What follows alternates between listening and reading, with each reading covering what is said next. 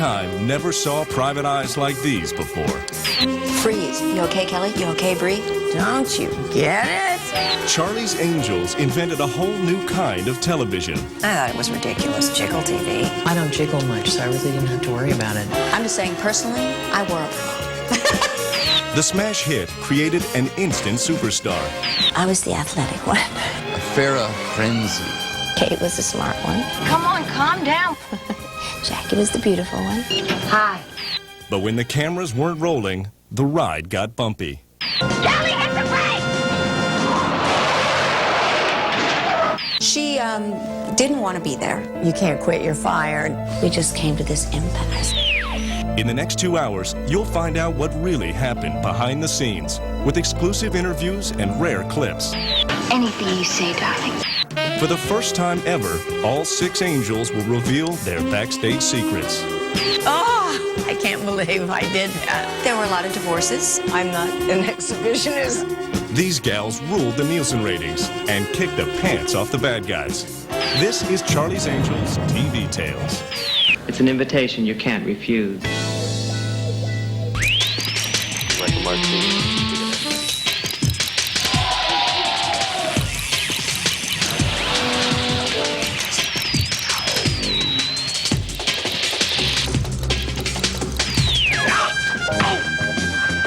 When Charlie's Angels started battling bad guys back in 1976, all 3 angels became stars.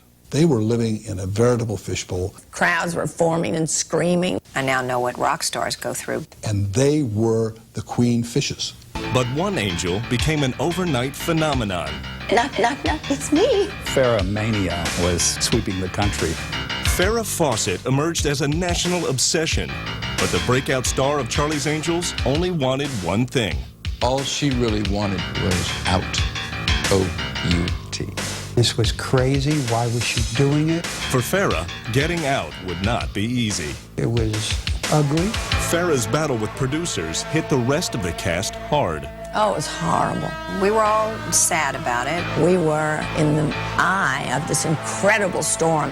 And the series became a revolving door of replacement angels. I knew that it was, in a way, a curse, in a way, a break. I had press people crawling in my windows. It was just kind of the best of times and the worst of times. There's a downside to this stuff. You get pigeonholed when you're in something that gets so much attention. The show became a victim of its own success. When you've been number one, and you drop to number 15, that's shocking. We went through a year of hell. It was devastating. Complicated. Euphoria. Difficult. Sad. No regrets. It was horrible. You can't have it all and have it all be perfect. From the beginning, Charlie's Angels had to overcome remarkable obstacles just to get on the air.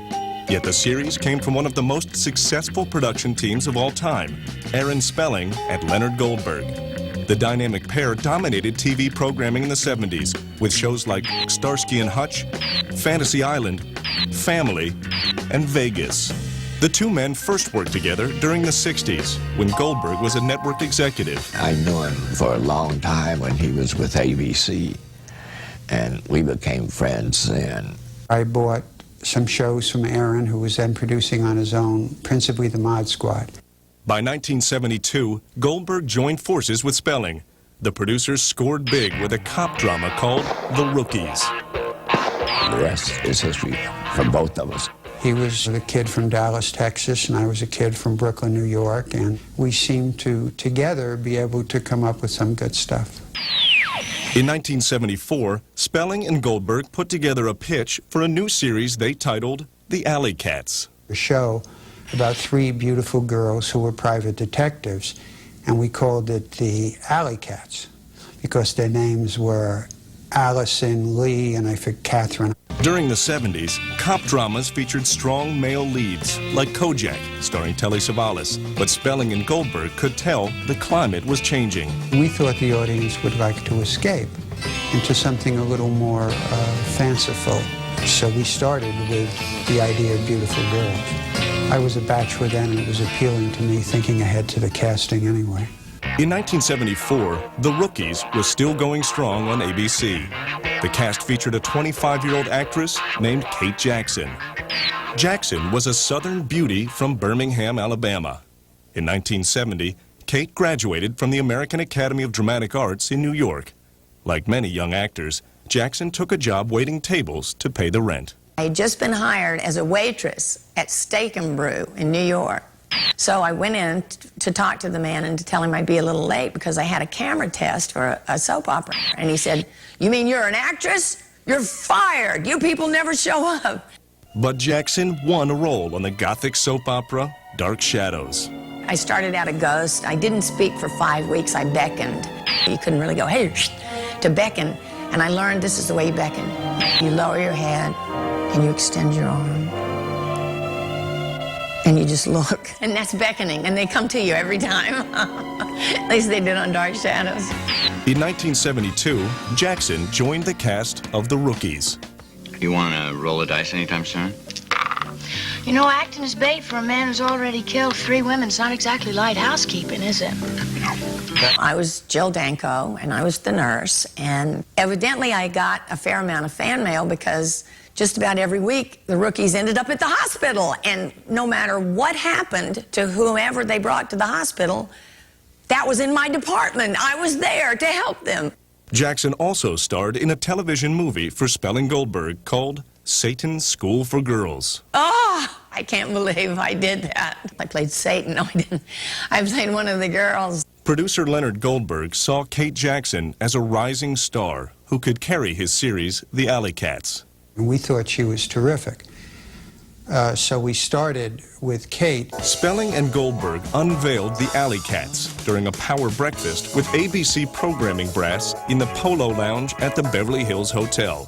And Aaron and I had breakfast with Mike Eisner and Barry Diller at the Beverly Hills Hotel. And we pitched them this idea. And they said, "That's the worst idea we've ever heard. And forget about it." But we didn't forget about it. The pitch fell flat, but the Alley Cats still had a life or two left.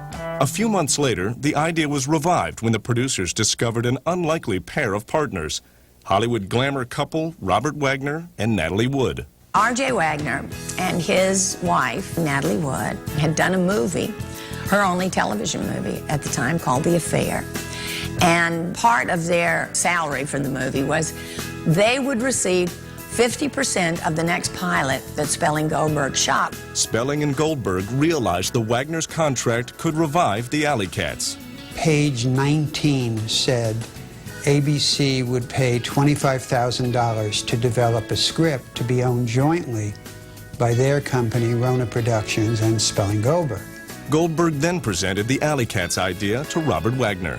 When I saw RJ, I told him the idea because we were going to be partners, and he said to me, "That's a terrible idea for a television series, but you guys know what you're doing. If you like it, go ahead."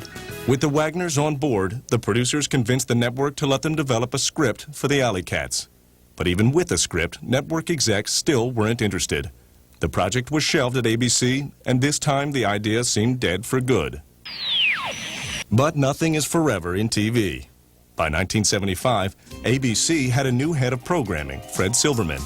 Silverman was best known for turning CBS into a powerhouse with sitcoms like All in the Family and The Mary Tyler Moore Show. Silverman was intrigued by a new trend, action shows with feminist themes, like Policewoman, starring Angie Dickinson, and The Bionic Woman, with Lindsay Wagner in the title role.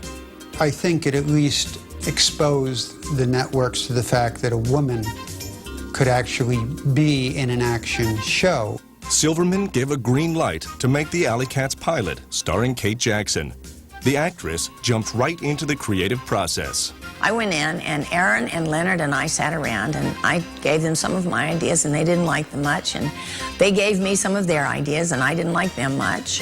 Goldberg, Spelling, and Jackson continued brainstorming. I stood up and said, "Okay, but what if you had, say, 3 women who worked for, my eyes just happened to fall on the speakerphone on Aaron's desk. Somebody that they never saw because he called them. And they were detectives, and he would call them to give them their assignment. And his name was like, I don't know, Harry or something." Then the creative team went to work to give the angels their wings. She and Len and I were talking about what to call it. she suddenly said, I have an idea. We said, what? And she said, that picture there. There was an oil painting of 3 angels. And she said, well, we call it the Angels. And we just looked at each other, and from then on, it was called Harry's Angels. But the producers later realized the title Harry's Angels wouldn't work at ABC. Well, we were calling it Harry's Angels, but a show went on the air called Harry O with David Jansen. And so we thought we didn't want to have another Harry on the air. One Harry was enough for network television. So the creative team crafted a new title, Charlie's Angels. Kate Jackson appeared to fit perfectly as the lead angel, but Spelling and Goldberg had a big problem. Who were the other 2 beauties going to be?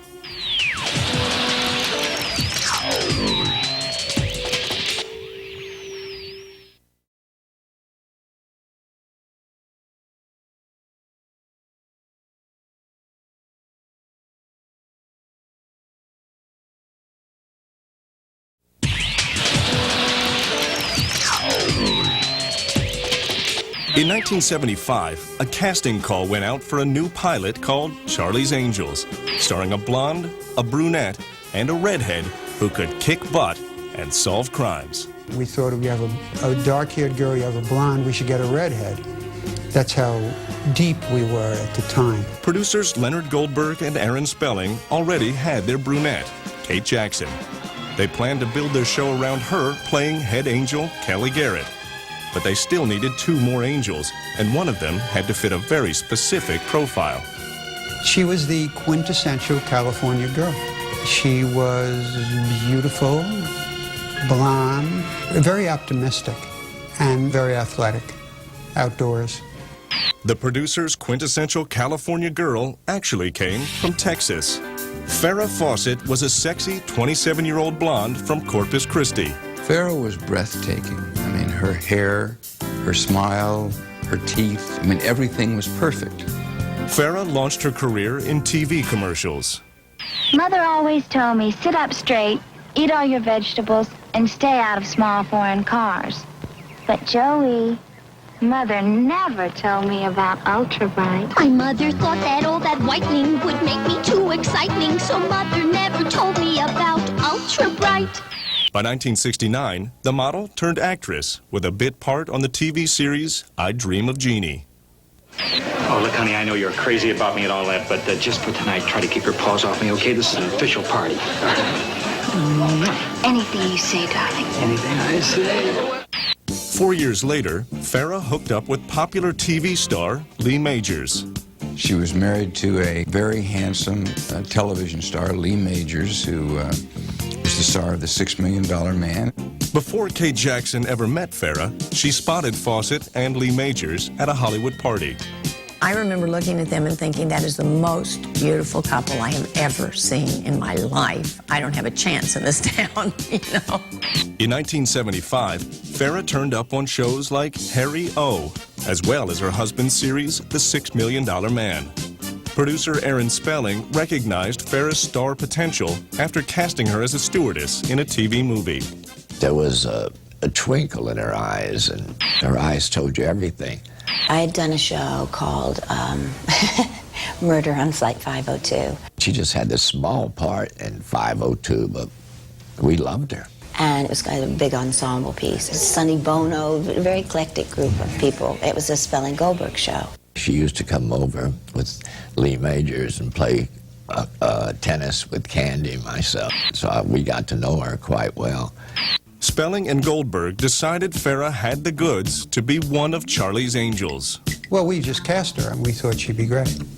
And then we looked for the 3rd girl. Kate and I went in and read with a few girls. Finding that elusive 3rd angel was difficult. We couldn't find any redheads that we liked. One of the producers of Charlie's Angels at the time, Rick Husky, was familiar with Jacqueline.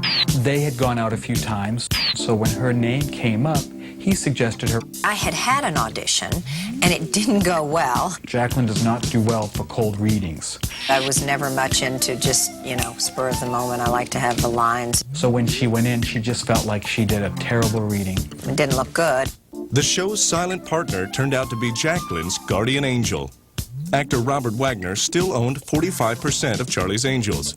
Wagner was so impressed with Jaclyn Smith when she appeared on his CBS series Switch that he decided to help her get a second audition. RJ called in and said, you know, you really got to see her. So really, he was very instrumental in me getting the role. Jaclyn Smith was a stunning 29-year-old beauty from Houston, Texas. As a girl, Smith dreamed of becoming a ballet dancer. I studied dance from a young age, and I went to New York to study with Balanchine and the School of American Ballet. At the urging of friends, Smith traded in her dancing shoes for dramatic acting roles on shows like McCloud and The Rookies. But the first time most people saw Jaclyn Smith was in TV commercials. So Wella Balsam shampoo is the only shampoo for me. Try it for regular or oily hair. You'll love your hair. Although Smith's first audition for Charlie's Angels did not go well, her second attempt was much better. I went in, and it was a lark, and I really didn't think much about it. She was a relatively inexperienced actress, but we thought she would develop over time. It was always inferred that she got the job because she was dating Rick Husky, but that relationship was over. She simply got it because she sparkled in front of the camera. She walked in and we just looked at each other and said, oh my God. That second reading also convinced her future co-stars. Jaclyn came in and we knew, yeah, she's the one. We liked one another. Kate was from the South, Farrah and I from Texas. We had a lot in common. Farrah was the only married angel. Kate and Jaclyn at the time were both single, and neither one had time for a social life. These girls were constantly working. The ladies were ready to roll, but the network chiefs still needed some convincing. And then the three of us went to the network, and we thought we were just going to meet the people at the network. And then we discovered we were going to read so that they could see how it sounded, and we all, Farrah and I, looked at each other and sort of freaked out. But we read, and it must not have gone too badly because we did the pilot. With all three angels in place, the producers turned their attention to Charlie. Originally, Aaron Spelling cast Gig Young as the voice of Charles Townsend. The debonair, Oscar-winning actor had a smooth, sophisticated voice, exactly what Spelling needed. But Gig Young also had a devastating drinking problem. Well, it's unfortunate because he was a big movie star at one point, and we were very fortunate to get him, and he had a great voice. But he just had some personal problems that prevented him from delivering a performance that we thought we needed. So the producers called in actor John Forsythe. The only voice of Charlie, the only person to do that. I mean, the way he did it was just terrific. John Forsythe was a familiar face on television, though no one would ever see him on Charlie's Angels. During the late 1950s, Forsythe played the lead on Bachelor Father. In 1969, Forsythe starred as a college professor on the series To Rome with Love. Forsythe was a reliable veteran who could carry a part even if he wasn't on camera. He did this Charlie stuff as if it was the Bible. Actor David Doyle also joined the pilot cast. After launching his acting career on Broadway, Doyle spent a year on the TV sitcom Bridget Loves Bernie in 1971. Doyle landed the part of John Bosley, Charlie's business associate, without even reading for the role. He didn't have to audition. He's a wonderful actor. He has a great sunny disposition. He plays comedy very well. David Doyle was the consummate pro. He was just terrific. I mean, you needed him. You needed Bosley. And Bosley needed to be just the way David played him for it to work. Actor David Ogden Stiers rounded out the cast as Scott Woodville, Charlie's personal attorney who helped Bosley give the Angels their assignments. With the cast set, a 90-minute pilot episode of Charlie's Angels began shooting in July 1975. Guest stars for the pilot included Bo Hopkins, Diana Muldaur, and yet another Texan, a young actor named Tommy Lee Jones. I remember him being very, very nervous, and I've thought about it later as I've seen all the wonderful, marvelous performances he's done, that his hands were shaking. But I guess, again, that was the beginning for him. But he was good. He was great. The pilot script was crafted to make one angel the star, the character named Kelly. Kate Jackson was supposed to play that part, but she changed her mind. Kelly was really the best part in the pilot, and it was written for Kate. When I read the script, I liked the Sabrina character better, and I called Erin and said, could I be Sabrina, please? She wanted the challenge of being, you know, this sort of debutante fashion plate. I became Sabrina instead of Kelly. Sabrina may have been fashionable with clothes, but cars were another matter. Oh, the only thing I didn't like about my character was that she did drive that orange Pinto. Every time you cut to Charlie's office, there was that Pinto parked in the front, so you could never forget, Sabrina drives an orange Pinto. But it was amazing how in a car chase that Pinto could go. That Pinto could really speed along. I'm not laughing at the orange Pinto. I'm laughing with the orange Pinto. Jaclyn Smith took on the featured role of Kelly Garrett, but the network suits wanted to fire Smith after the first day of shooting. When we shot the pilot and the network saw the first day's dailies, they wanted to replace Jackie Smith. They said, well, she's not, she's not good enough.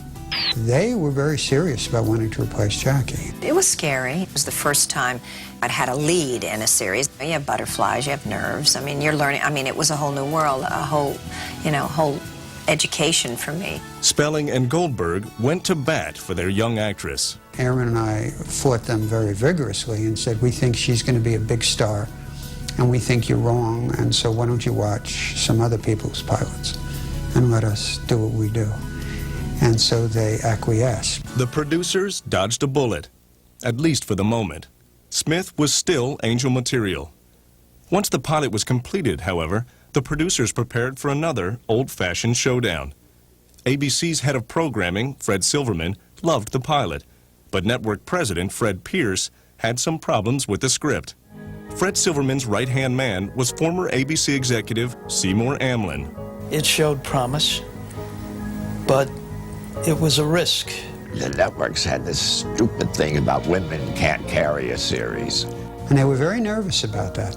Very nervous about having women do action-adventure. The network decided not to schedule the pilot, so the producers immediately called a meeting with Pierce. We looked at each other and, oh hell, here we go. Unless Spelling and Goldberg could convince the network chief to change his mind, Charlie's Angels would be axed before the 90-minute pilot made it to the tube.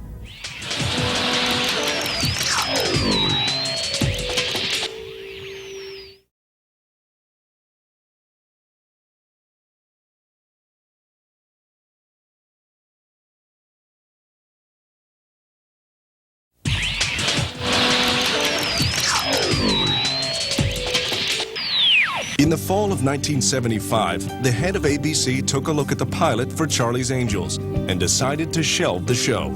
But the network boss gave producers one last chance to save their series.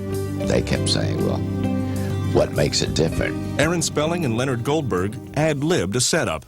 Something about how the Angels graduated from the police academy, but a man named Charlie took them away from cop work and hired the Angels as private eyes instead. And they said, oh, that's great. That explains the whole thing. And they bought it from that moment. We decided to test it by putting it on the air in March and seeing what the reaction would be. On March 21st, 1976, the Angels took to the airways for the first time in a special 90-minute made-for-TV movie. If it had done better than a 30 share, we would have been satisfied. It did, of course, much better than that. The ratings astounded everyone. More than 30 million viewers tuned in to watch the pilot of Charlie's Angels. On the Nielsen scale, the show pulled a 49 share, meaning nearly half the people watching TV at the time were watching Charlie's Angels. That was a score usually reserved for big events like the Super Bowl. The numbers were unbelievable. As soon as it was over, I turned the television set off and I said, we got a winner. And it got this enormous rating. Oh, wow. There's no way to describe it. We knew we had touched a nerve somehow. Today, when you see all the competition in cable, and none of the shows have those kind of ratings. Euphoria. We felt we might have another hit. The Angels cleared a huge hurdle, and the network decided to reward them. ABC slated the show as a regular series for the fall season. The cast and crew took over a permanent spot on the lot of 20th Century Fox in Century City. Soundstage number 8 wasn't exactly heaven, but it became the new home for Charlie's Angels. We had fun. The chemistry was great. We all kind of bonded together. Kate, who had done a series before, she'd done The Rookie, so she was like, the mother hen, she would say to us, do this, and she was kind of the bossy one, but we all, adored each other. We were all different, each came brought something different to the show.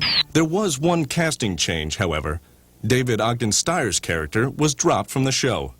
1 year later, Steyers joined the cast of MASH for 6 seasons as Major Charles Winchester III. Then, during the summer of '76, while the first episodes were in production, a craze began that changed the fate of Charlie's Angels months before the fall premiere. When Charlie's Angels started, Farrah Fawcett was always bigger than the show. I think the show always had to try to catch up to Farrah. The Farrah phenomenon began after her pinup poster was released in July 1976. Over the next 6 months, the sexy poster sold more than 7 million copies and turned Farrah into an icon. I saw that this poster could represent something to everyone. Because she was this sexy but all-American girl, you know, with this beautiful smile. Hundreds of thousands of men had their first sexual experience with Farrah. She just wasn't there. It was a great poster, you know. I think it really captured Farrah and her essence. The unusual thing about it, besides her beauty, etc., was with that red bathing suit, was nipples pushing against the fabric of a bathing suit. Had never been part of what people realized could turn on the male species. While the poster was building a big sizzle for Charlie's Angels, trouble was already brewing on the set. The cast got along great, but the creative team was coming under fire from the network for bad scripts. That summer, Barney Rosenzweig joined Charlie's Angels as one of the show's producers.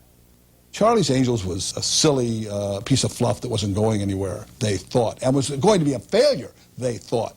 Everyone was feeling the pressure. On September 22, 1976, Charlie's Angels debuted as a weekly series. Charlie's Angels kicked off in the Nielsen Top 10, with the debut episode coming in at number 8. I now know what rock stars go through because it had such a success right off the bat. We were shooting, you know, all summer, and I've always felt like we had this great little secret because it wasn't on the air yet, but I knew it was going to just go bananas. What? Wait! I am not a yo-yo! 3 beautiful babes chained together delivered exactly what a young male audience was craving. The 4th episode ranked number 3 in the Nielsen ratings. We did have some really singularly high episodes. I think it was Angels in Chains, and I had a 42 share, which was unheard of then. We were chained together, but we were just chatting and talking. When one of us had to go to the honey wagon, there would be, you know, you'd have your arm sticking underneath the door to the porta potty, to the bathroom thing, and the chain was long enough that the person who was on the other side of the door could have their arm like that and still be, you know, doing whatever they had to do. And so we remained chained together for about a week and got to know each other really well. It was fun. It was just a hoot.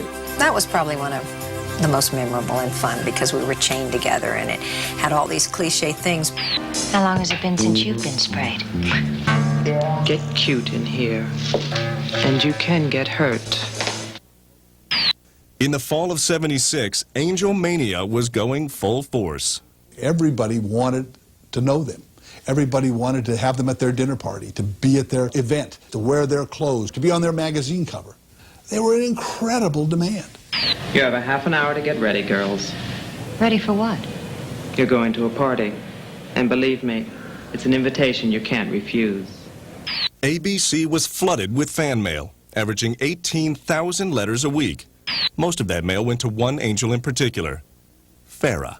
There is pretty, and there is beautiful, and then way above that, there is Farrah Fawcett.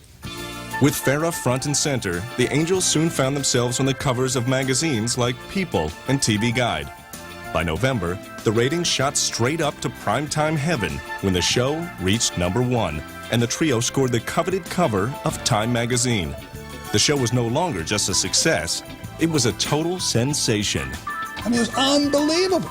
Aaron Spelling and Len Goldberg, they call us and say, "You're number 1." They were so thrilled for us. It just became part of the culture, and there's no way to stop it. And it didn't go away. It went on and on and on. But the celebration was not unanimous. The critics all criticized us. Charlie's Angels was derided for launching what was referred to as Jiggle TV. was ridiculous. Jiggle TV. I mean, we were in a bathing suit on the beach. It is meant to be light. It's meant to be so light, if you threw it in the air, it would take a week to hit the ground. It wasn't meant to be Shakespeare. It was meant to have fun and escape, and, you know, we need that. The guys at NBC said it was Jiggle television. They invented that, I guess, because it wasn't on NBC. Every episode usually featured at least one of the stars wearing a skimpy outfit or sporting a bikini. The producers hammered that point home to writer Ed Laxo. And the only thing they really wanted was to get the girls to show as much skin as possible. Feminists had a field day firing shots at the show. I was beginning to feel like they were going to shoot me for putting pornography in the air. I never felt like, oh, well, this is sex exploitation. It never entered my mind. Never. There were people who said that it was putting women down because we were doing it. And I was saying, don't you get it? It's the first time there were 3 females who had leads. They should be applauding that there's 3 women as leads instead of 3 men in a series. This is showing you that women can do anything. We were independent women, empowered women. Despite a few battle scars from critics and feminists, the first season's success of Charlie's Angels was nothing less than magical. But a time bomb was ticking. Kate Jackson had top billing, and she was making a lot more money than her co-stars. I got a feeling this whole thing's about to explode. Hey, wait. Kate made, I think it was like $10,000 a week, and Farrah made $5,000, and Jaclyn Smith made $5,000. But everything changed.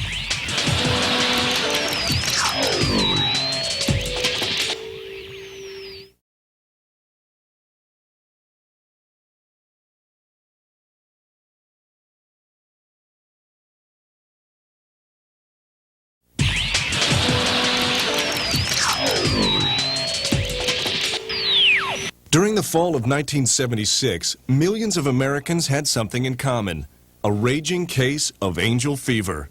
One angel in particular was getting most of the attention. Farrah Fawcett Majors was a national obsession. Farrah became an overnight phenomenon. I mean, she was nearly legendary status within a matter of months. I mean, it was just a Farrah frenzy. She was very smart, and she was more savvy about merchandising than I was, and she knew that she had done this poster, and it was hers. Everything was Farrah. Well, what do I think of Farrah Fawcett Majors? I love her. Oh, she's a very beautiful girl. She's a beautiful girl, and she has fantastic hair. I like her. The sexy blonde hypnotized men, and women everywhere wanted the Farrah look. Farrah's former stylist, Alan Edwards. The interesting thing about her hair was, it was the first long hairstyle that became famous. The women all did their hair like Farrah, and they wanted their daughters to grow up and be like her, and men wanted to marry her instead of just sleeping with her. The Farrah craze sparked look-alike contests in Hollywood. The Farrah Fawcett look-alike winner. Oh, I'm so nervous. Overnight, she was the sex goddess of the 70s, and her future seemed unlimited. I remember the conversation at her trailer, and I said, Farrah, I'm going to help make you the biggest star in the world. And she said to me, Jay, that's very nice, but I have a hair appointment, and I'd like to sit here longer and talk to you, but I really have to go now. That was it. The producers behind Charlie's Angels wasted no time cashing in on Farrah fever. Sabrina, Jill, and Kelly. They're Charlie's Angels. Angels merchandising took off like a rocket. I never dreamed a doll would be patterned after me. And then I gave it to my daughter, and the head flew off and the legs flew off. One of the dolls I had on the tackiest outfit I have ever seen in my life is a little red number. I don't even know what to say. I can't describe it. And my hair was just very weird. The show was selling plenty of toys and games, but Farrah was the real frenzy. We didn't expect her to burst out the way she burst out. When Farrah started getting all the attention, then it started getting sticky, and it was kind of sometimes uneasy moments about who was going to do what. It was hard for Kate to handle that because she was the first one we cast, and we had imagined that she would be the star of the show. Kate Jackson, who was promised one thing and got another, I'm sure was very upset the way the concept of the show was evolving. But Farrah just came out. It just happened. Then suddenly each girl had to have a new dressing room, and then if it was that much bigger than the other ones, they had to build another one. But it was making so much money, and it was so successful that Aaron would give them what they wanted. And Aaron Spelling made sure the Angels got what they wanted. Producers shelled out the bucks so that the ladies always looked divine and never disappointed the audience. We did spend a lot of time and a lot of money on our makeup and hair. We each had our own makeup and hair person. Somebody quipped, if you ever want to find one of the angels on the set, just follow the hairbrushes. Are there dressing rooms? What do you think this is? Saks Fifth Avenue?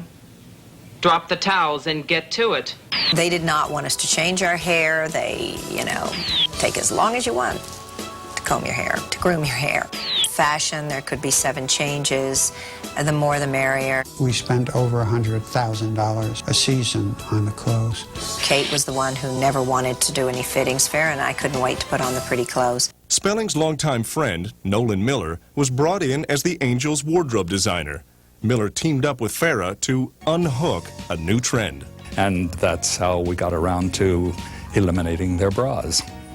Farrah started that whole thing because on the Paris runways, the models were not wearing bras. So, of course, Farrah was the first to get rid of her bras, and the next thing, everybody had followed suit.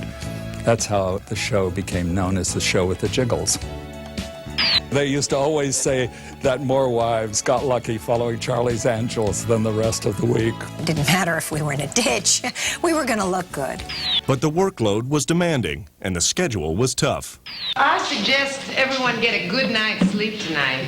You got a long, hard day tomorrow in the potato fields, and wake up is 5 a.m.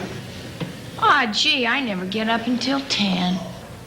Oh, well, then I'll leave you a call, sweet cakes. Horrific work hours, 18 hours a day, forced calls. We'd come dragging into work in the morning and work until 11 o'clock at night. If you really must know, it was so dull, I think I went to sleep. Hey, Kelly, come on, calm down. We know you're tired. I'm tired, too. They were living in a veritable fishbowl, and they were the queen fishes. The stunts and, cars and skateboards and ice, we were called upon to do everything. The stunts and long hours were especially hard on Farrah, the actress's childhood friend, Jan Alexander. She lost 12 pounds in the first 2 weeks of shooting. It was really tough. Watch this. Jill! What's wrong? Jill! What happened? I don't know. She was trying to eat her dinner. She just keeled over. I can't say I blame her. The food in here tastes like whined over pig slop. People say that it was a grueling schedule and that she lost weight, but I don't think so. I mean, Farrah was in the best shape physically and athletically of anybody I know. But even producer Leonard Goldberg could see that Farrah was becoming physically exhausted. In fact, Farrah at one point was looking very haggard, and I said, Farrah, you're looking tired. She said, I'm doing so many of these shoots. We work till 8, 9 o'clock every night, and then on the weekend I'm just doing all these publicity. Farrah wasn't the only one coming under intense pressure. According to producer Barney Rosenzweig, everyone on the set was living on top of a powder keg. It was a difficult shop in which to ply your trade. Sniping all the time, background sniping, background second-guessing, all kinds of spy mechanisms everywhere. Everything was chaos. You couldn't go to the bathroom without it being reported to the front office. Nobody knew what to do, and some of the scripts are horrific. Something as simple as the producer of the show making a decision to pull the drapes had to be run by the front office. Everybody had an opinion, and nobody agreed with anybody else. It was pressure-packed, tension-filled.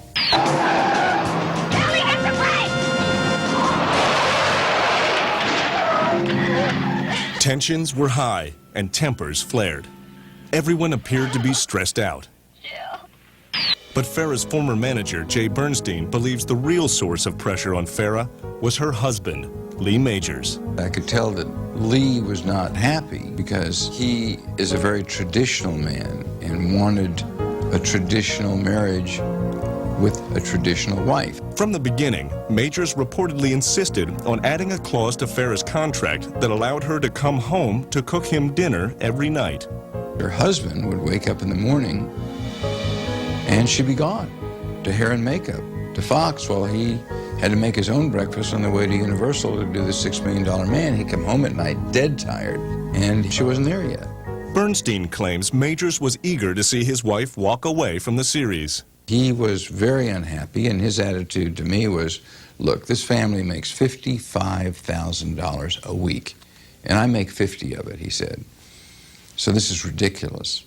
You know, I don't want this to continue. Jay Bernstein says the fireworks began in February at the 1977 People's Choice Awards, where Lee Majors gave Candy Spelling some devastating news about Farrah's future with Charlie's Angels. Aaron Spelling, his wife Candy, was being nice with Lee and saying next year's going to be so exciting. We're going to go to Europe. We're going to do all these things. And Lee just looked up and said, well, she's not doing the show next year.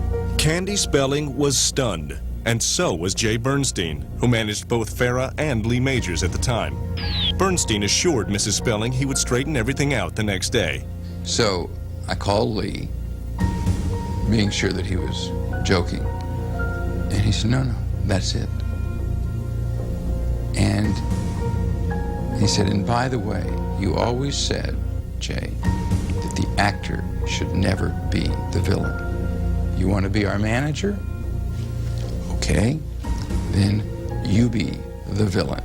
If there was tension behind the scenes, the problems did not show up on the screen. Charlie's Angels finished the year at number 5 in the Nielsen's. For the first time in history, ABC, the perennial third-place network, reached number 1. And one of the reasons was Charlie's Angels. It meant a lot to me because we had struggled when I was there. Milton Berle made his famous joke. I know how to end the Vietnam War, put it on ABC, it won't last more than 13 weeks. So we were the butt of a lot of jokes. So it was very gratifying to be part of making them number 1. The show's formula looked perfect, but there was a big question lurking. Was Farrah Fawcett too big to stick with a TV series? Even the actors wondered if she would return for a second year. Well, I don't know. I can honestly say I surely hope so. I talked to her the last day we were working together, and we were kidding around about it, and she said, you wouldn't be angry, would you, if I don't come back? And I answered quite honestly that everybody's got to make their own decisions. The sexy blonde with the perfect smile and the figure that launched countless fantasies was about to break a lot of hearts.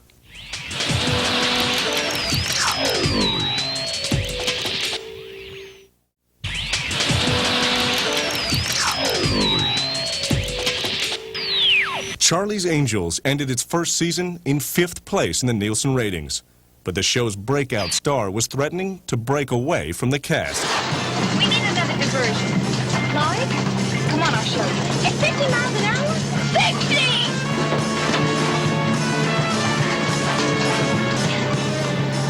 Sometimes I worry about her. She had never had a serious talk with us about, I want to leave the show. It came out of the blue. We were just thunderstruck. Her agent wanted to get her into features, and her husband wanted her to come home and cook. So she was a lady torn between the two. We met with Farrah, and I said, Farrah, what do you want? What is this all about? Well, I want to be a movie star. In court documents, Farrah claimed the status of her contract gave her an out. So I hadn't really finished negotiating my contract, so it was open. She had not signed her contract because they never agreed on the merchandising. According to court papers, the producers insisted Farrah was bound by an oral agreement that she gave before the series was picked up. They soon learned Farrah was no pushover when it came to business. I was in a slightly different position, I think, than most actresses just coming in, so, you know, we just came to this impasse. Jay Bernstein says when Aaron Spelling learned Farrah was serious about leaving, the two men had a private meeting. He said, you know, how can we stop this? And I said, I don't think I can stop this. He says, we've got to have her. It's the hottest show on the air. The stakes were huge. Farrah was becoming a superstar. The producers had a hard time meeting her demands. They'd been negotiating her contract and had a stumbling block with the merchandising. And this was used to get her out of the show. We urged Spelling to do everything he could to keep her. We got Farrah a terrific deal with MGM to do a movie starting at $500,000, which in those days was unheard of, and escalating to $1 million a film. And we said, you want to be a movie star here? No, she still wanted to leave the show. On June 1st, production began on the second season of Charlie's Angels at Soundstage number 8 on the lot at 20th Century Fox. 2 of the Angels were on the set, but Farrah was nowhere in sight. Kate Jackson and Jackman Smith realized their co-star wasn't coming back. We were all sad about it. It was devastating because we were so close and we're having so much fun, and the show was doing so well. I was disappointed, but I think if you care about somebody, you have to say, if this is what she wants, then she's not going to be happy here. Some people felt she did the right thing. Other people felt that she should have been loyal to them. So it was split 50-50 on the set. Producers remained optimistic, and so did Angels co-star David Doyle. She said, oh, I'll probably be back. They, you know, who knows, they might sue me. And Farrah was right. On June 11th, production of Charlie's Angels was halted. Producers filed a $13 million lawsuit against Farrah Fawcett Majors for breach of contract. They sent a letter to everyone in the business. It was very awkward. It was ugly. And every studio was notified. If you do business with Farrah Fawcett Majors, you could be possibly party to this lawsuit. We told her that we'd be able to prevent her from working anywhere else for a year. So she was dead in this town. But she left us no choice. Farrah was up for the lead role in the movie Foul Play, but she had to give up the part due to her contract dispute. By the way, Goldie Hawn wound up doing the movie with Chevy Chase, and it made her a big star. While she waited for her day in court, Farrah left Hollywood to star in the independent film Somebody Killed Her Husband, opposite Jeff Bridges. Wasn't a good movie, but the idea was just to keep her working to stay in the game. Meanwhile, producers began a frantic search for a new angel. Aaron Spelling's first choice was actress Cheryl Ladd. We had all just found out that Farrah was leaving, and I said, you know, gee, thanks, but kind of no thanks. I really didn't see myself in that show, in that role. Born in Huron, South Dakota, Cheryl Ladd moved to Hollywood in 1970 and eventually landed a job as the singing voice of Melody in the popular Saturday morning cartoon series Josie and the Pussycats. The actress went by her maiden name, Cheryl Stoppelmoor. She soon began appearing in cop dramas like The Rookies. I always seemed to be the girl next door who was kind of fish out of water in the big city, who was raped and murdered and then died, you know, in the opening credits.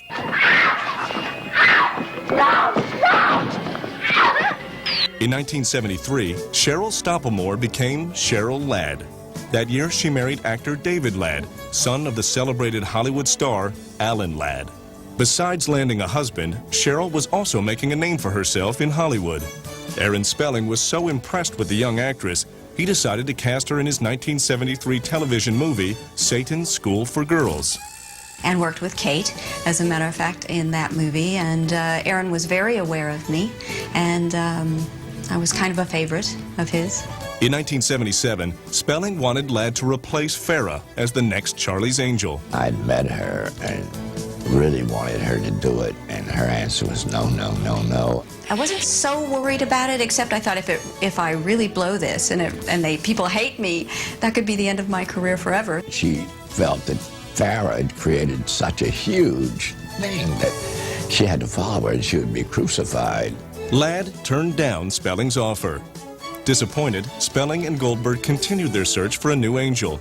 They came across 23-year-old Kim Basinger, who had guest starred in the highly rated Angels in Chains episode. I just hope I can measure up. But Aaron Spelling couldn't get Cheryl Ladd out of his head. Her eyes gave you the sense of never having done a thing wrong. She was really an angel. It just came right through. Spelling approached Ladd again. And luckily, Aaron called me later and he said, okay, we've looked at 250 girls. I haven't found anybody I want in the show, and I want to talk to you. Will you come and talk to me? And I said, well, of course I will. Spelling met with Ladd to ease her anxiety about joining the cast. I just don't really feel like I could be Farrah. I mean, only Farrah's Farrah. And he said, no.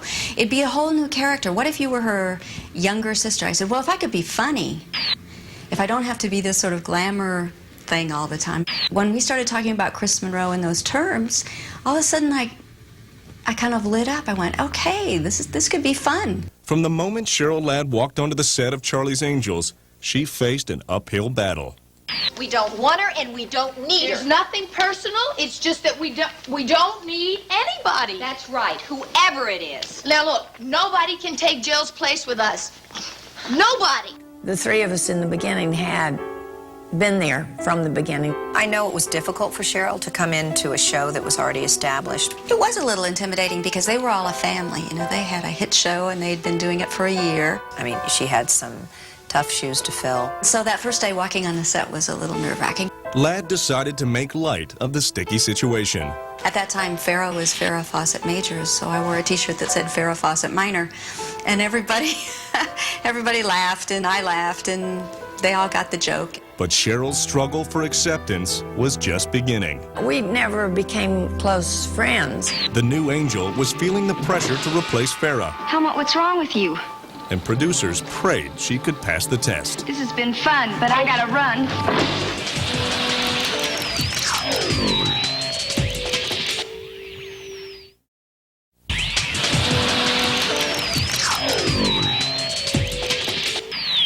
The second season of Charlie's Angels started with a cliffhanger. The fans' favorite angel was missing.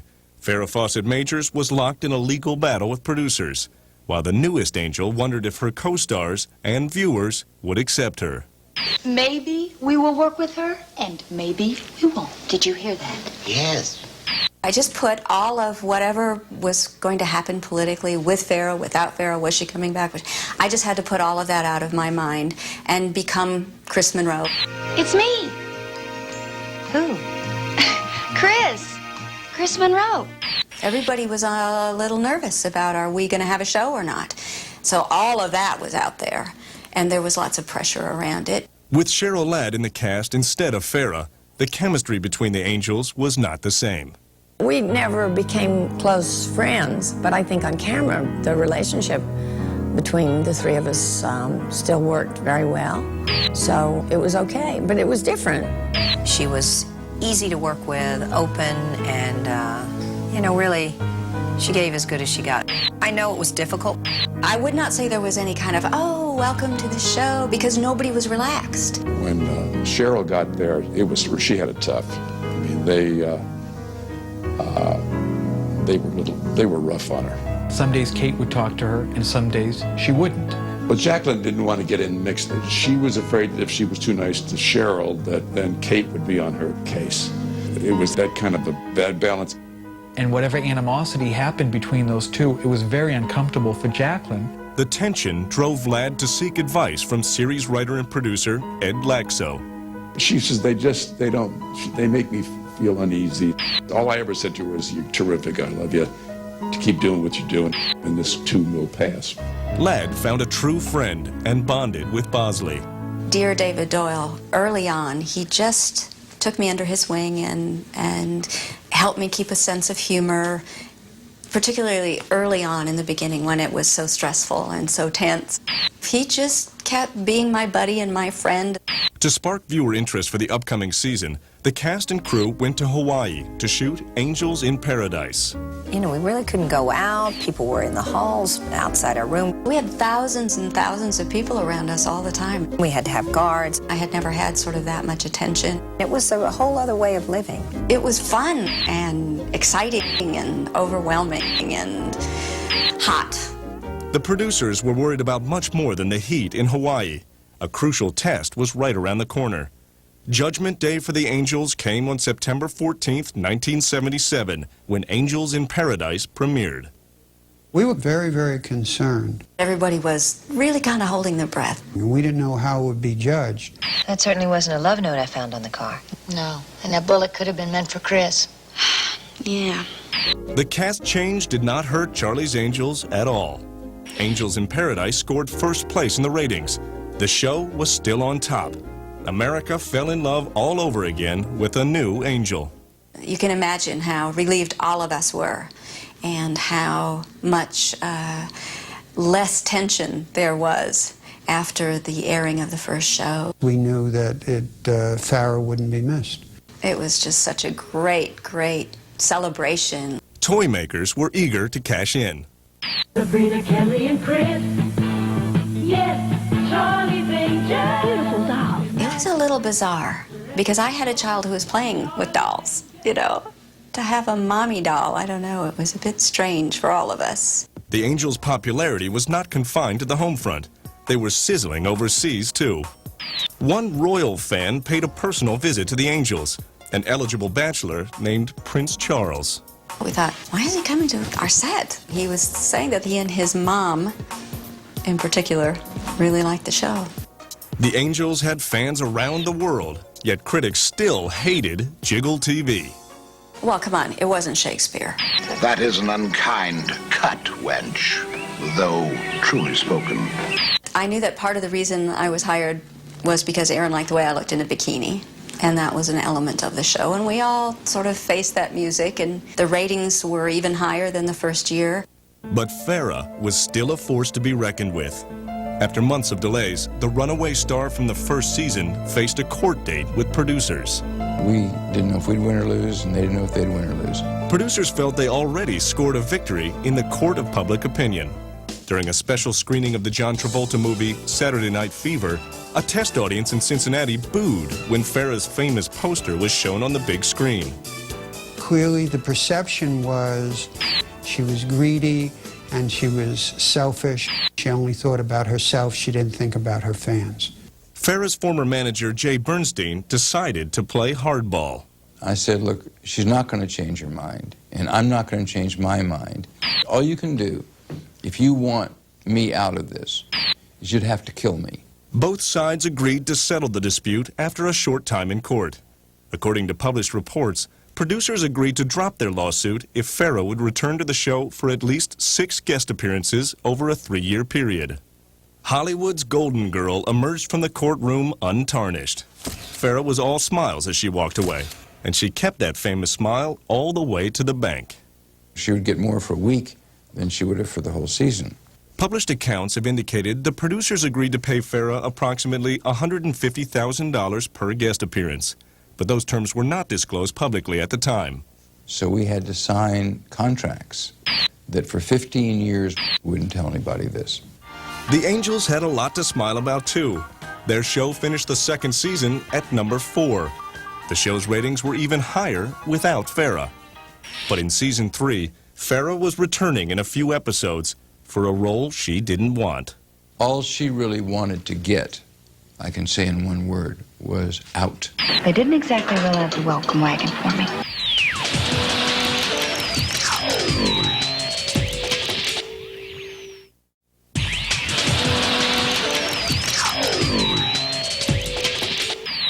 The third season of Charlie's Angels started off like a breeze.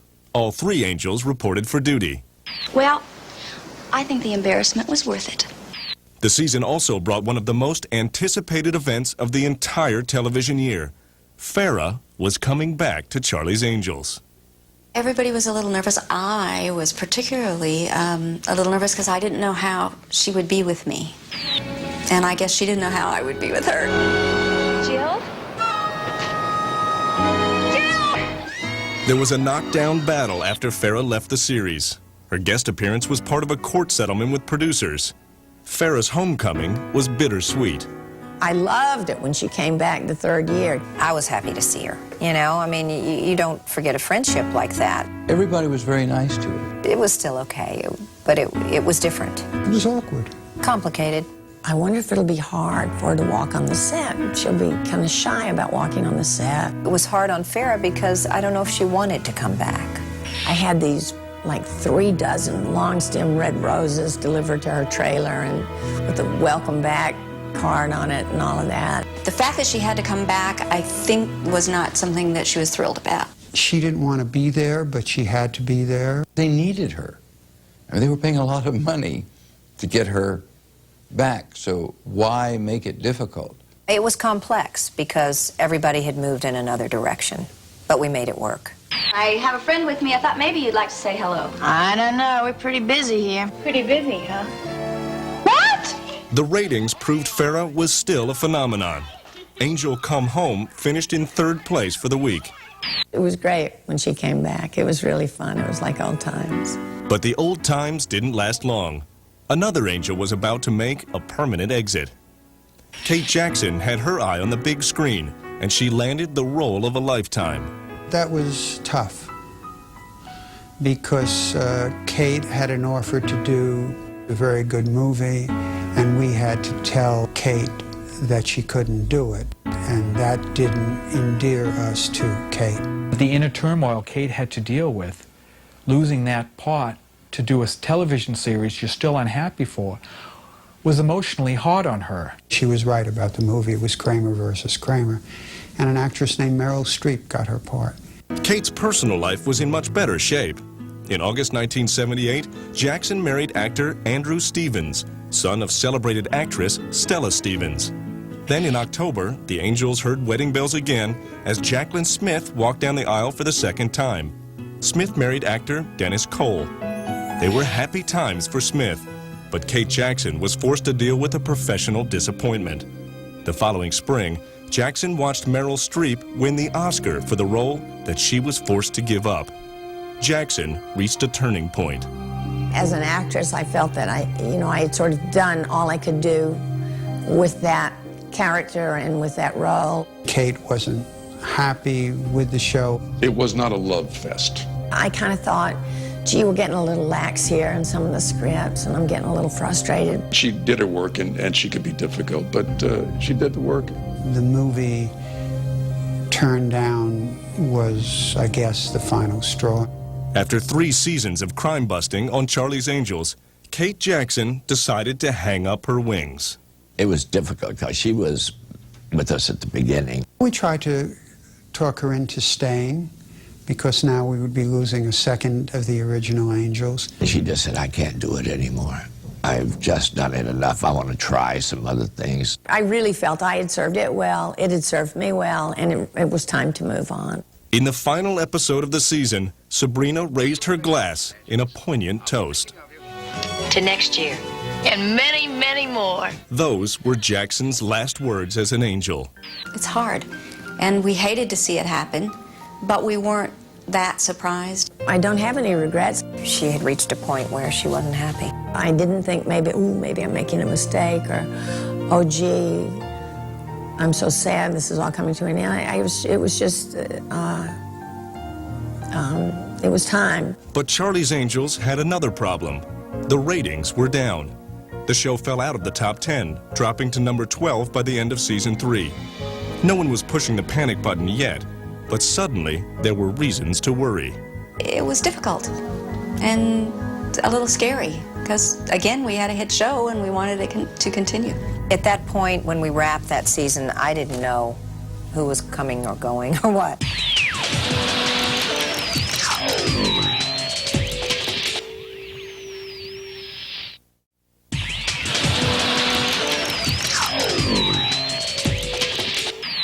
The 3rd season was no charm for Charlie's Angels. Ratings took a dip, and Kate Jackson left the show at the end of the year. With the loss of another original Angel, the producers were feeling deja vu all over again. We just kind of threw up our hands and said, oh, hell, what next? More than 5,000 women were considered for Angel's Wings.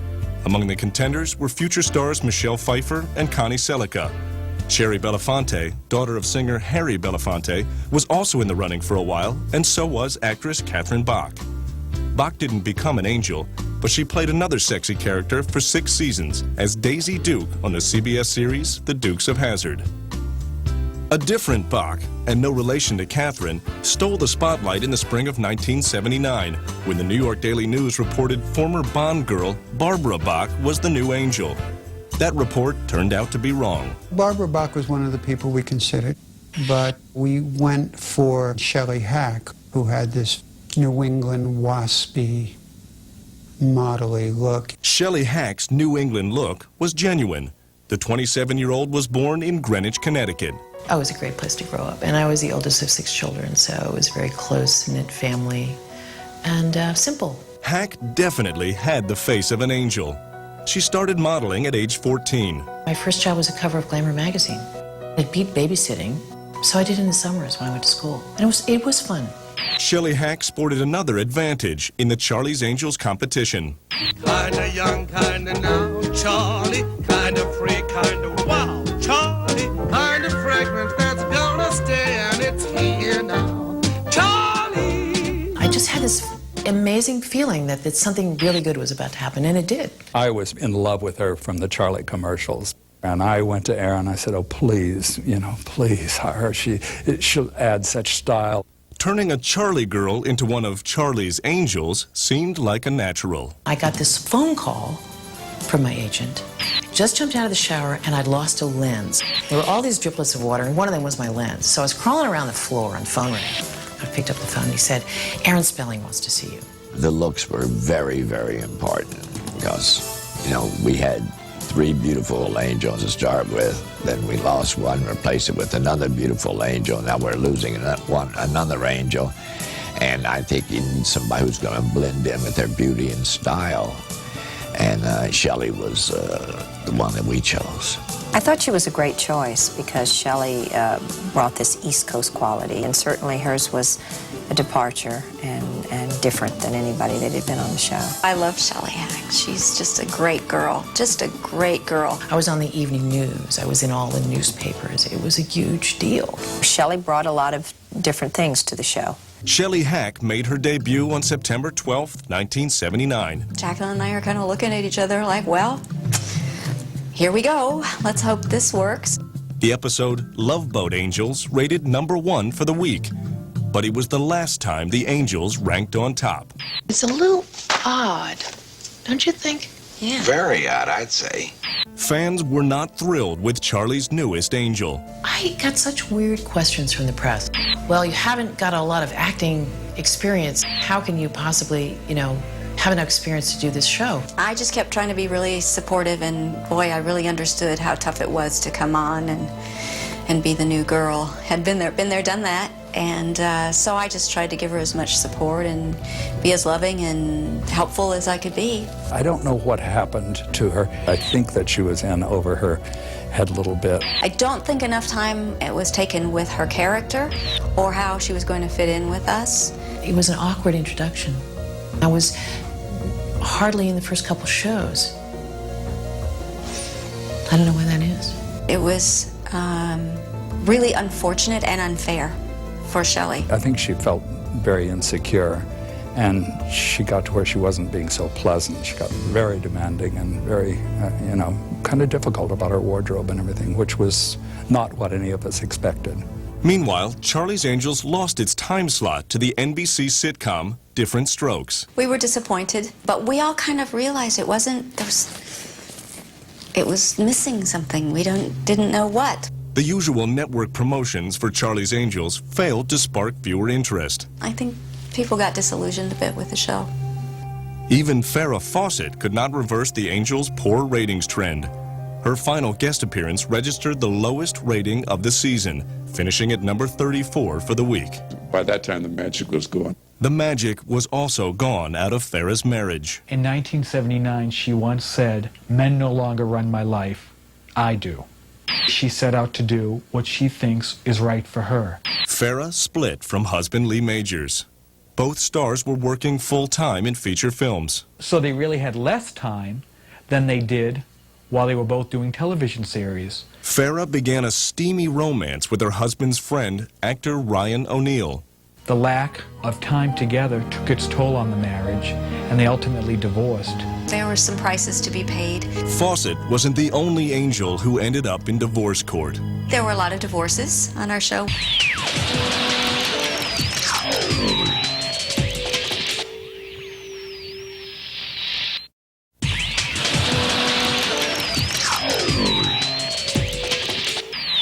In the middle of the 4th season, Charlie's Angels was running out of steam. Yeah, okay. I think people kind of lost track of us somehow, of what the show was and who we were. The show didn't change. You know, the concept didn't change. Other networks had 2 years to try to counter-program. They were counter-programming more effectively every year, and that's what was happening. For a while, it was just kind of the best of times and the worst of times all at the same time. Cheryl Ladd filed for divorce in January 1980. My marriage was not doing well, and, you know, it was a lot. It was just a lot. Charlie's Angels was not doing so well either. By the wrap of the 1979-80 season, the show dropped to number 20. For Shelley Hack, the party was over. I never expected to be there more than a year, and I wasn't. Shelley brought a lot of different things to the show. The chemistry never clicked. She didn't really work out. She wasn't terribly happy doing the show. It wasn't working. Shelley Hack was not invited to return for another season. So I did my year, and I moved on. It's always sad. It's very intense with these girls. They're your friends, and then boom, they're gone. That was just fine. That was plenty for me. As the 4th season ended, the producers geared up for yet another angel search. With lower ratings and lousy publicity, Charlie's Angels was in real trouble. The pressure was on to find a perfect angel who could save the series. I think at that point, they thought that was a plus for the show because it was always a surprise. Who is the new angel going to be? I don't remember who we saw. It was like, do we have to do this? To make matters worse, Jacqueline Smith, the last original angel, announced she was leaving at the end of the 5th season. I was on a hit show. I learned a lot. I made a lot of friends. But I thought I was ready to move on at that point. From the show and her marriage. In June 1980, Smith separated from her second husband, actor Dennis Cole. I wish everybody would understand that when a young lady takes a role in a series, she has very, very little time of her own. And she doesn't have the time to give her husband or a boyfriend the time that's necessary. Everyone prepared for a bumpy ride going into season number 5. By the time the 5th year rolled around, I think Jacqueline was like, okay, I'm done. I've had enough. And that was my 4th year, and having a small child at home, that was enough. Meanwhile, after looking at more than 2,000 beautiful candidates, Aaron Spelling liked a 25-year-old newcomer named Tanya Roberts. Tanya Roberts was born in the Bronx. At 15, Tanya began doing off-Broadway plays and TV commercials. Tanya met her future husband, Barry Roberts, waiting in line for a movie. I went out with him, we became best friends, and like a few months later I asked him to marry me, and we've been together ever since. In 1975, the newlyweds left the Bronx behind and headed to Hollywood to find success. Tanya continued to land small parts in various films and TV projects, like the movie Zuma Beach, starring Suzanne Summers. In 1980, Tanya auditioned to become an angel. The sexy redhead was exactly what the producers were looking for. We tried to go for someone who was a little more street, a little more urban, a little more ethnic. All of a sudden, I got a big break overnight. Didn't mess with Tanya Roberts, man. She was great fun to work with. Ooh, honey. She, again, brought another whole earthy quality to the show. She was rather colorful in her language. Most of the time, Jacqueline and I would be going, but she had us laughing. She was so enthusiastic. She was thrilled to be there. And she worked very hard. I thought this could work. It's different. And I liked her very much. Wardrobe designer Nolan Miller saw another side of Tanya. I went to her apartment, and the typical questions that I ask, you know, is are you comfortable going without a bra? What kind of things do you like? This kind of thing. And her husband piped up and said, she has a beautiful body. She can wear anything. He said, go on, honey, show him. And she pulls her sweater off, and there, I went, gulp. I'm not an exhibitionist at all. No way. She was not shy. Get out of here. She was a hoot. She didn't care if she wore a bikini, you know, in the laundromat. She was going to do what needed to be done, and she just had a great attitude about it. With declining ratings, the show needed a boost. So once again, the cast and crew headed to Hawaii. I won! That was our excuse to put them in bikinis, you see. Bikini fever, we called it. But trouble was brewing back in Hollywood. I never expected that they'd stop the season. We went through a year of hell.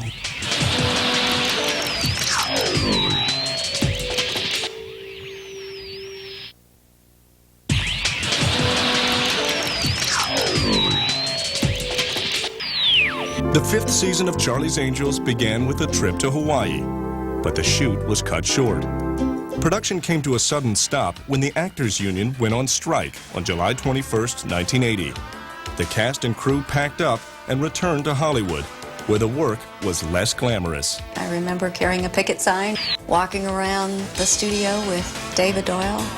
That was strange. The actors' strike continued for 3 months. The walkout pushed back the debut of the fall TV season into October and November, creating chaos and pressure to score ratings quickly. We were down for those 3.5 months, and we hadn't had enough momentum, really, to build before the strike came. By the time the Angels made their season debut on November 30th, 1980, they also had a new time slot on Sunday nights and much tougher competition from Archie Bunker's Place on CBS and Chips on NBC. ABC decided it wasn't good enough to be number one. They had to win every single half hour on television. So they moved us to Sunday night because they weren't winning Sunday at 8. The network was bearing down on producers to put the Angels back on top. After the season's opening night, the Angels had reason to celebrate. The show landed in the Nielsen Top 10 for the week. We went to Hawaii, and that brought the rating up quite a bit. Still, Charlie's Angels was battling to stay alive. Despite the addition of Tanya Roberts as a new street-smart angel, the show's ratings went into a nosedive. It was evident from the numbers we were getting that the show had lost its zing. After years of rating supremacy, the show that launched Jiggle TV lost its sizzle. People magazine even asked, "Is the jiggle up?" You know, I have dreams that look like this. Yeah, but when it speeds up, I bet it's gonna feel a lot more like a nightmare. By February, the show dropped to 59th out of 66 shows. On February 21st, 1981, ABC placed Charlie's Angels on hiatus. I never expected that they'd stop the season any more than anyone expected the strike would happen. So those things happen, and they're unfortunate. A little disappointment and a lot of relief. I think I was tired by that time. It looked like the Angels solved their final case. Toward the end, I think it just a lot of things, and Kate leaving, and then Shelley, and it just all seemed to kind of implode on itself somehow. I think everybody was ready to say goodbye at that point. But the network brought back the series in June and returned the show to its original time slot on Wednesday night. Oh, how could you do that? We were simply trying to find a time period where it might, work to enable us to, keep it for another season. Well, we kind of like to finish what we started. 4 new episodes struggled against reruns on the other 2 networks. The series, which debuted with Super Bowl-sized ratings and climbed all the way to #1 in its first season, was getting clobbered by The White Shadow on CBS and Real People on NBC. ABC made it official. Sorry, Charlie. Sorry, Charlie. Sorry, Charlie. Charlie's Angels was canceled. It was kind of a mutual decision that we thought the show had run its course. Since it was, fairly expensive, it just didn't pay to keep it on. It kind of hits you that you're not going to be coming back to the studio and have that same parking place that you've had for 4 years. It changed my life, I mean, it really did. I don't know for better or for worse, but it was what was meant to be. I was so sad because, it was a big break for me, and I was really sad. And everyone else was jumping for joy. I walked away thinking this was an important time in my life and a good time in my life. Poor Tanya was just getting on a roll, and it ended for her, which is really, that was sad. I was dragged for a day, and, I got over it. It's all in your upbringing, and, I had signed a contract for 5 years. You know, I don't mean to sound like goody two-shoes, but that's my feeling. You know, you uphold your contract and you fulfill it. And I did, and I loved it. All we wanted was a successful show. We didn't want to become this icons. But it's still, when it's over, it's over. It's hard to walk away knowing you're not going to see those people every day again. It's sad. The final episode, Let Our Angel Live, aired on June 24th, 1981. And then, Charlie's voice went silent. But the Angels would take flight again in a very big way. It was hard for me to sort of revisit the past.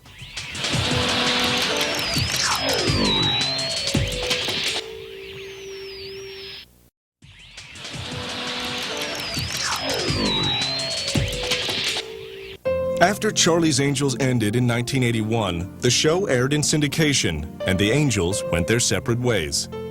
Farrah Fawcett took on a variety of serious acting roles, including the 1984 TV movie The Burning Bed, which earned Farrah her first Emmy nomination. Posing for Playboy in 1995, the sexy blonde set magazine sales records all over again, proving she was still a phenomenon. But Farrah's personal life has been full of highs and lows. After her split from husband Lee Majors, Farrah began a long-term relationship with actor Ryan O'Neal. The couple had a son in 1985, but Farrah broke up with O'Neal in 1997. During an appearance on The Late Show with David Letterman that year, Farrah's unusual behavior prompted public speculation about drug or alcohol abuse. People thought it was a drug-induced performance, but she's not a drug person. What had happened is she hadn't slept in 5 days because she was editing a Playboy video. To me, it's very sad to have something that is to be judged guilty in the court of public opinion like this, because she was innocent.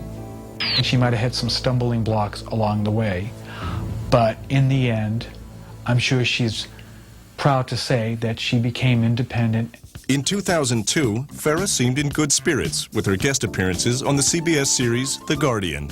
4 years after Charlie's Angels, Kate Jackson returned to primetime with 4 hit seasons on the CBS series Scarecrow and Mrs. King. But Jackson went through 3 marriages, all ending in divorce. In 1987, Jackson was diagnosed with breast cancer and underwent a lumpectomy. 2 years later, Kate endured a mastectomy. And the public still rallied for her during her illness. Kate, to this day, is cancer-free. She adopted a child who is 8 now. She's doing well, and she continues, as all the other Angels, to try to do her best in the entertainment field. Like Jackson, Jaclyn Smith racked up 3 marriages and 3 divorces. But in 1997, she walked down the aisle a 4th time. Smith shares another tie with Jackson. In 2002, Smith became a breast cancer survivor after undergoing a lumpectomy and radiation treatment for the disease. She was dubbed the Queen of Miniseries for so many years, raising 2 wonderful children, and yet keeping her values. I can't tell you any woman that we worked with ever, as sweet as Jaclyn.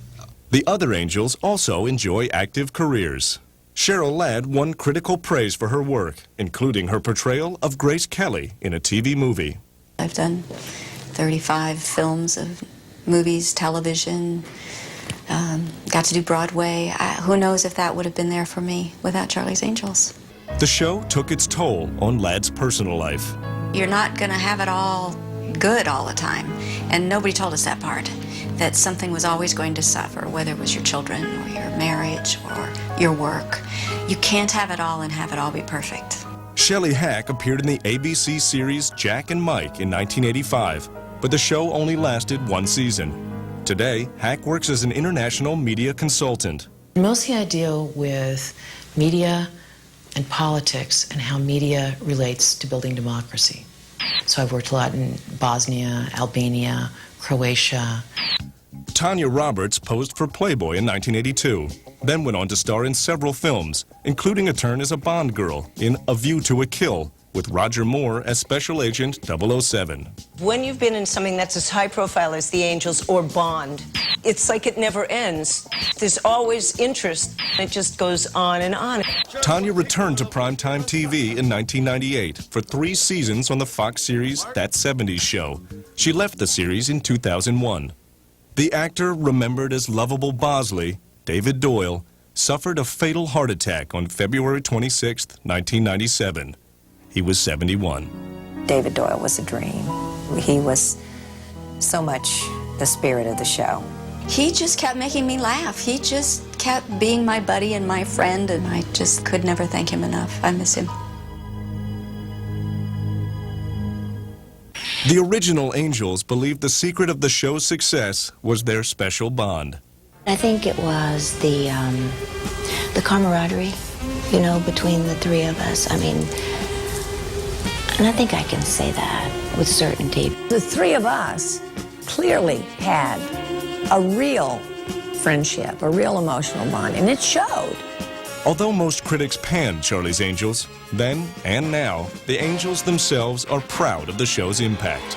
We were all like 3 grown-up Girl Scouts. We never slept with anybody. We were just always stood tall with each other. I still meet all kinds of kids. They're grown up now. They go, I used to play you. We used to run around in the neighborhood, you know. It was really, in a way, a really good model for kids because it showed young girls that they could be anything. In 2000, Angel Mania was born again with a big screen version of Charlie's Angels. The film starred Cameron Diaz, Drew Barrymore, and Lucy Liu. I think the movie version is 10 times bigger because of all the stunts and everything that they have in it, and the tricks that the young ladies do are marvelous. Physical tricks. I'm not talking about tricks in the sack or anything. Okay. Jaclyn Smith returned to her original role of Kelly Garrett for the movie sequel in 2003. Smith performed with second-generation Angel, Drew Barrymore. I did a scene with Drew, and she's incredible. And she had watched this show as a young girl, and it made an impression on her. Die-hard fans continue to celebrate the series, and so does the ex-Angel who was there when the show was created. We were at the right place at the right time, and the country was ready for it. It will always stay in my mind as one of the greatest fun things we've ever done. All we ever meant to do was just entertain you, just give you an hour, let you have a little fun with us. Anytime I do my Charlie's Angels impersonation, of course, I go, freeze. You okay, Kelly? You okay, Bree? I cannot tell you how many thousands times I said it. On my tombstone, it's going to say, freeze. You okay, Kelly? You okay, Bree? It seems like I just said it a billion times, but that was Charlie's Angels. We need relief in television, and that's what Charlie's Angels was. And I guess that's why, it's still alive today, because it's a winning concept. It's a bit of fantasy, and we all need that in life. God. Hi, whoops. And you're going to be watching Angel? Sorry. What is it you're watching, Charlie's Angels? Oh, poo, this is getting me cuckoo. Stay tuned for more Charlie's Angels TV tales. Hi, I'm Tanya Roberts, Charlie's Angels. Oh, excuse me.